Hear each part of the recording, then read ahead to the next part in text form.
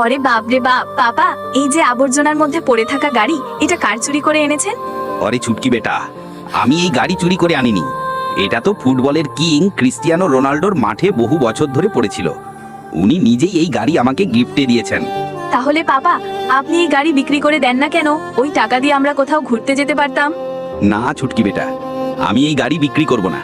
আমি এটাকে ভালো করে পরিষ্কার করব আর তোমার মাম্মিকে গিফট দেব, কারণ মাম্মি তো প্রতিদিন হেঁটে কাজে যায়।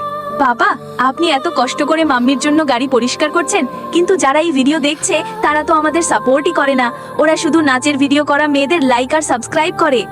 ওরে ছুটকি, চুপ হয়ে যাও। এই আদুরে বাচ্চারা শুধু নাচের ভিডিওকেই না, আমাদের মতো পরিশ্রমী মানুষকেও সাপোর্ট করে। তো বাচ্চারা, যদি সত্যি আমাদের সাপোর্ট করো, তাহলে একটা লাইক আর সাবস্ক্রাইব করে দেখাও ছুটকিকে তোমাদের আসল পাওয়ার। ওরে হ্যাঁ পাপা, এখন তো এই আদরে বাচ্চারা আমাদেরও সাপোর্ট করতে শুরু করেছে। বাচ্চারা কমেন্ট